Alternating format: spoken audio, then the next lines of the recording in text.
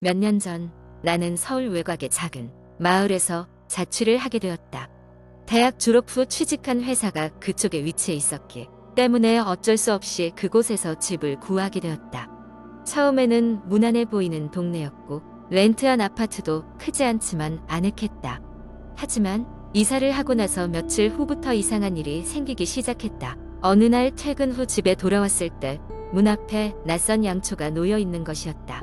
처음에는 이웃이 실수로 놓고 간 것이라고 생각했다. 별다른 생각 없이 양초를 치우고 하루를 보냈다. 그러나 다음 날 같은 양초가 또다시 문 앞에 놓여 있었다. 찜찜한 기분이 들었지만 그런 일이 흔하진 않기 때문에 그냥 우연이라고 넘겼다. 그 이후로 일주일간은 아무 일도 일어나지 않았다. 그 사건은 잊혀지고 일상에 집중하고 있었는데 갑자기 어느 날 밤 집안에서 선명한 여성의 속삭임이 들렸다. 나는 혼자 살고 있었기 때문에 순간 얼어붙었다. 주방 쪽에서 나는 소리는 분명 도와줘 라는 반복적인 속삭임이었다. 용기를 내어 주방으로 다가갔을 때 소리가 멈췄고 아무것도 발견할 수 없었다. 그날 이후 집안에서는 가끔씩 전등이 깜빡이거나 벽에서 정체 모를 긁는 소리가 들려왔으며 주방에서는 이유를 알 수 없는 차가운 바람이 불었다.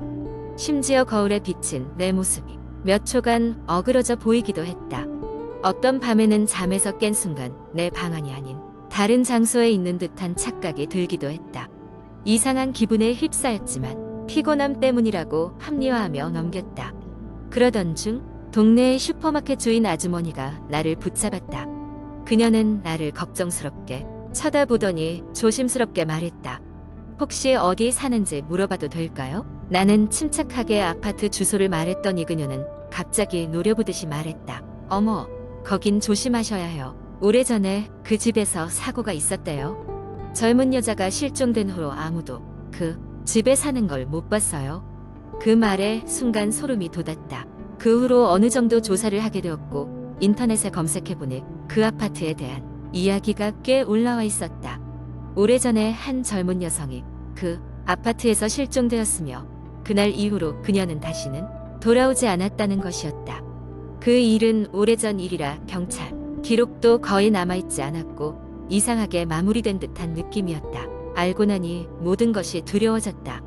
집에 돌아가기도 싫어졌다. 그러나 이미 계약 기간이 있었기에 쉽게 이사 갈 수는 없었다. 결국 나는 이 상황을 해결하기 위해 정확히 어떤 일이 일어났는지를 알아내기로 결심했다. 시간대를 맞춰 집에서 의심스러운 소리가 날 때마다 휴대폰으로 녹음을 했고 그 결과 소리에는 불규칙적인 전자음과 함께 희미한 외침이 들어있었다. 그렇게 며칠을 더 보내다가 마침내 나는 전문가의 도움을 받기로 했다. 포기하지 않고 여러 곳에 연락한 끝에 판신뢰할 만한 스피리추얼 전문가를 만났고 그녀는 집에 방문해 몇 가지 정화를 진행했다. 정화 의식을 가지면서 그녀가 충격적인 사실을 알려주었다. 여긴 아직 그녀의 영혼이 머물고 있습니다. 그녀는 도움을 원하고 있어요.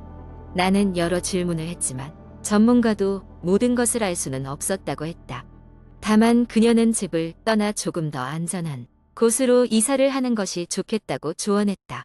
결국 나는 계약 기간을 끝까지 기다리지 않고 추가 비용을 지불해서라도 아파트를 떠나기로 결심했다. 마을을 떠나 다른 지역으로 이사한 뒤 소리 없는 일상으로 돌아갔고 그곳에서의 경험은 여전히 섬뜩한 기억으로 남아있다. 그리고 그때 느꼈다.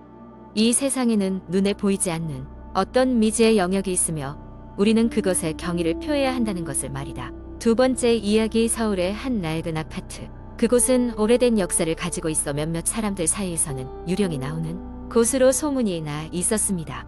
나는 대학을 졸업하고 직장 근처로 이사를 하게 됐고 그 아파트에 방을 얻게 되었습니다. 처음에는 그저 낡고 오래된 건물이라고만 생각했습니다. 이사를 한 지 일주일쯤 되었을 때 이상한 일이 발생하기 시작했습니다. 어느 날 밤 퇴근 후 집으로 돌아오니 현관문이 반쯤 열려 있었습니다.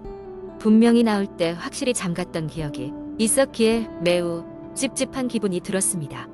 집 안에 들어가 조심스럽게 방을 둘러보았지만 아무것도 도난당하지는 않은 듯 보였습니다. 그저 건물 자체가 오래되어 문이 잘 잠기지 않았을 것이라며 스스로를 한심시켰습니다. 하지만 그날 이후 매일 밤 기묘한 소리가 들려오기 시작했습니다. 머리맡에 두었던 시계 소리가 유난히 크게 들리기도 하고 어두운 거실에서는 누군가 속삭이는 듯한 소리가 들려왔습니다. 처음에는 피곤한 탓이라며 대수롭지 않게 여겼지만 소리는 점점 선명하고 더 자주 들려왔습니다. 어느 날 밤 피곤함에 지쳐 잠이 들었을 때였습니다. 갑자기 한기가 몰려와 잠에서 깼습니다. 이상하게도 방이 극도로 추웠고 숨을 내쉴 때마다 입김이 피어올랐습니다. 그때 거실에서 들려오던 속삭이던 소리가 다시 귓가에 맴돌았습니다. 이번에는 더욱 또렷했습니다. 도와줘, 도와줘. 순간 온몸이 얼어붙었습니다. 거실 쪽으로 고개를 돌리려 했지만 몸이 말을 듣지 않았습니다.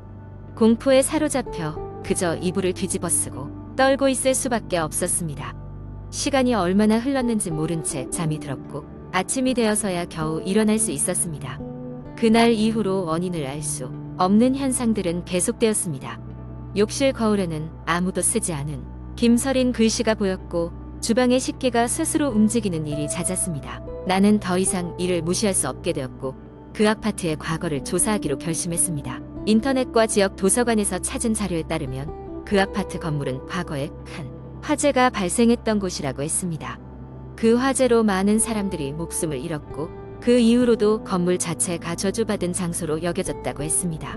그 중에서도 내 방이 있는 층은 가장 많은 사상자가 발생했던 곳이었습니다. 나는 이 사실을 알고 더 이상 그곳에 머무를 수 없었습니다.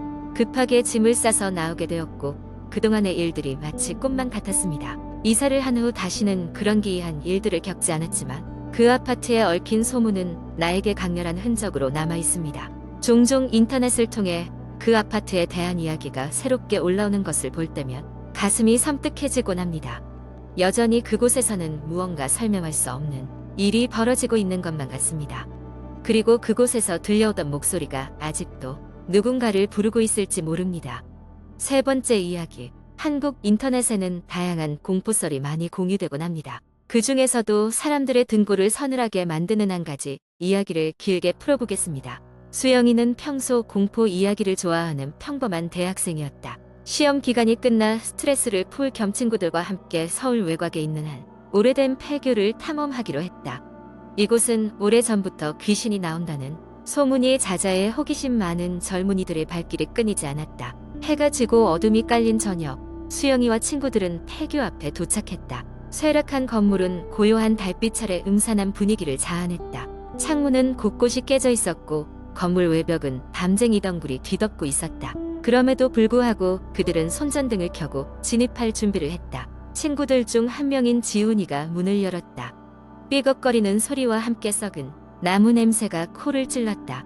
건물 내부는 폐허 그 자체였다. 낡은 책장과 부서진 책상, 의자들이 흩어져 있었고 바닥은 먼지투성이었다. 그들은 주변을 둘러보다가 이 폐교가 과거에 저지른 수많은 사건들에 대해 이야기를 나누기 시작했다. 여기가 예전에 사고가 있었다지? 지훈이가 말했다. 맞아. 어떤 학생이 이곳에 있는 미술실에서 자살했다고 들었어.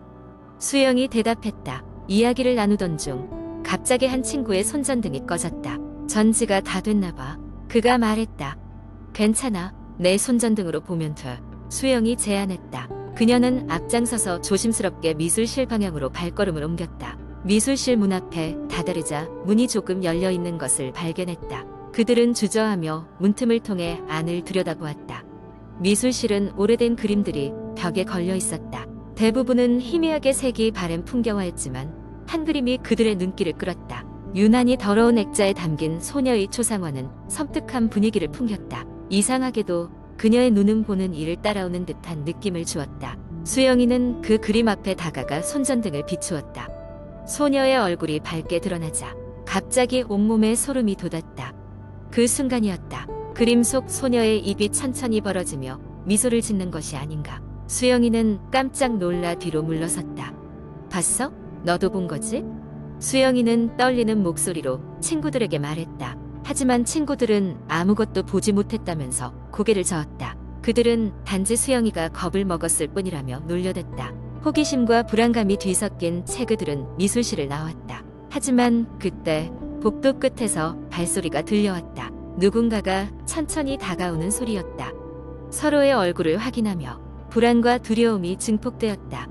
여기 우리 말고 다른 사람이 있는 건가? 지훈이가 속삭였다. 아니면 귀신일 수도 있어. 다른 친구가 장난 섞인 목소리로 말했다. 하지만 상황은 점점 심각해지고 있었다. 발소리는 더 가까워졌고 그들은 점점 더 긴장했다. 수영이는 더 이상 이곳에 머무르고 싶지 않았다. 이제 나가자. 장난 그만 치고 그녀가 제안했다. 마침내 그들은 합의하고 서둘러 건물 밖으로 향했다. 하지만 출입문에 가까워질수록 발소리는 더욱 뒤쫓아왔다. 그들은 간신히 출입문을 열고 밖으로 뛰쳐나왔다. 차가운 밤 공기가 그들을 감쌌고 주위는 여전히 깜깜했다. 건물에서 멀어질수록 발소리는 점점 멀어졌다. 그들은 헐떡이며 주차장에 도착했고 서로의 얼굴을 보며 안도의 숨을 내쉬었다. 진짜 너희도 들었지? 수영이는 아직도 떨리는 목소리로 물었다. 모두가 고개를 끄덕이며 동의했다. 차에 올라타 집으로 돌아가는 길, 그들은 아무 말 없이 가만히 앉아 있었다. 창밖으로 스쳐 지나가는 어둠 속에서 그 소녀의 미소가 떠오르고 복도에서 들렸던 불가사의한 발소리는 여전히 귀가에 맴돌았다. 며칠이 지나고 그 경험은 자연스럽게 일상의 기억 속으로 묻혔다. 하지만 가끔씩 수영이는 밤늦게 잠이 오지 않을 때면 그날의 사건들을 떠올리며 묘한 기분에 빠져들곤 했다. 그리고 이따금 인터넷에서는 누군가가 그 폐교에서 겪은 또 다른 이야기들이 올라오곤 했다. 모두 저마다의 공포를 간직한 채로.